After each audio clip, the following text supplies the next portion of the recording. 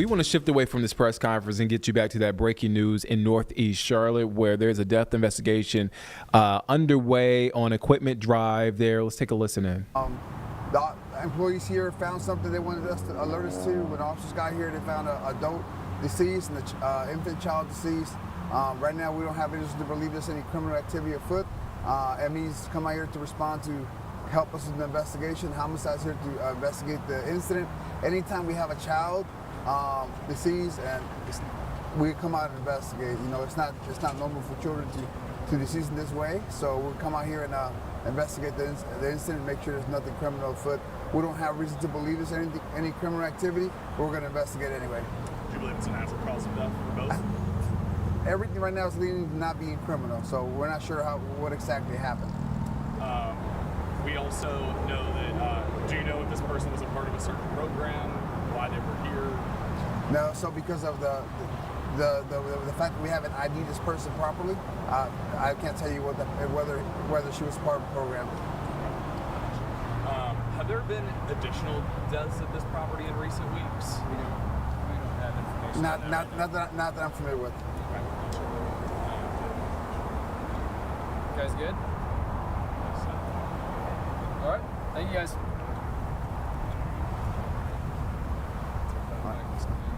Sorry. You're good. Okay. There we go. And if you could pull it out the pocket for me. Okay, that press conference just wrapped up there. Again, a death investigation underway on Equipment Drive in Northeast Charlotte. That's the latest from CMPD.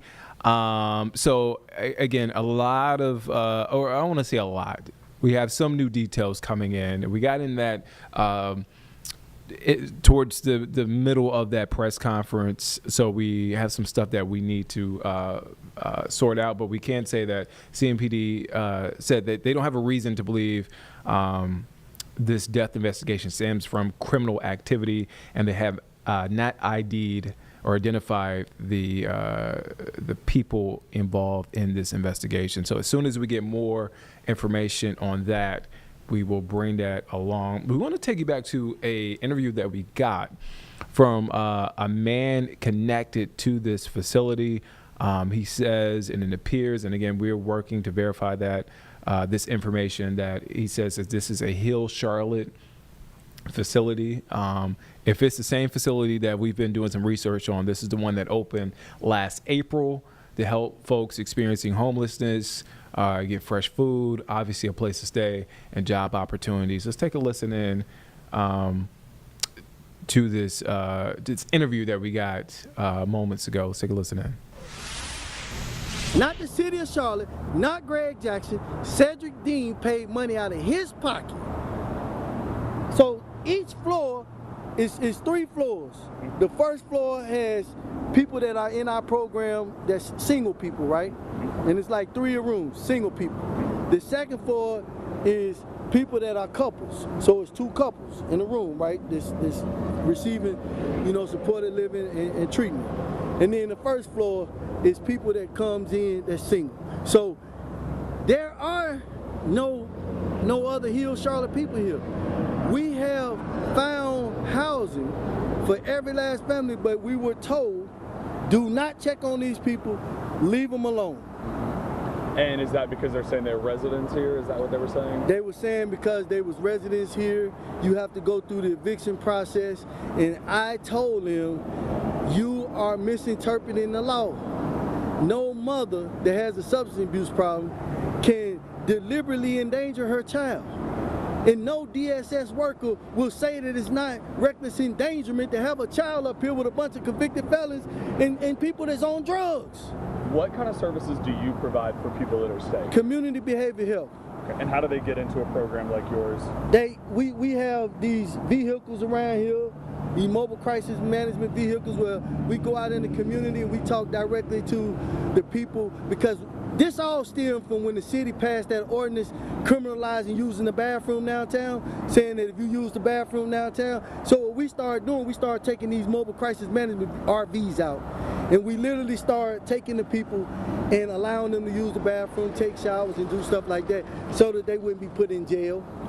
There was a report that there was a shooting here weeks ago. Has there been issues with crime at this site? There was a shooting here while Hill Charlotte was, before I took over, there was a shooting here. When you go around and I'll take you on a tour, you will see the signs that I put up. No trespassing, violators will be prosecuted. I implemented an 11 o'clock curfew. You'll see the signs. I did that. To stop these people, you know, we're taking this back, man, and the goal is to take them back one at a time. This is the human trafficking hub. And you got a lot of sex, drugs, and murder going on here.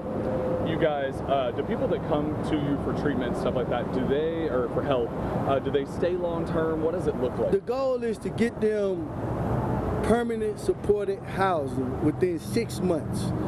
These people that come here have intellectual developmental disabilities, they have traumatic brain injuries, they have severe mental illnesses, severe persistent mental illness. So we take them, and our program is a diversion. The state is investing in organizations like us to divert them from psychiatric facilities and jails. So they bring them to us, and they give us a chance to teach them how to live independently. When you're sitting here, obviously, so they were the final 2 people from Heal Charlotte, is that correct? Final, yep, final family. Are there anyone else up there on the 3rd floor with them? Not Heal Charlotte. Everybody's on the 3rd floor is our family. It's people that's in our program. Okay. That was just the only room, 331, that was the only room that was put off limits. It's like the city say, do not knock on that door. Don't you dare go check on those people. Don't you go see if they're alive. Don't you do nothing. It's not your responsibility. If you want them out of there, do an eviction. I ain't caring about no, I care about this lady's life. I cared about the child. And now, the child cannot speak. The only person that can speak for the child is Cedric Dean, and I promise you I will speak everywhere I go to let the people know that the city of Charlotte killed that child. Obviously, it's still a very fluid situation out here. Were U.S. Marshals out here earlier today? Yes. And they, because we have been very intentional about working with law enforcement to make sure that if we identify people that's out here doing crime, drugs, human trafficking, anything, we report that. We are cleaning this place up. We welcome the U.S. Marshals out here. We welcome CMPD out here. We call them regularly to clean this place up. And was it just a random bystander that happened to show up, or what was it? No, it was, from my understanding, it was somebody that they had been informed, they had been selling drugs, and they had been looking for the person. And it wasn't a person in our program, it was somebody that was trying to come over here.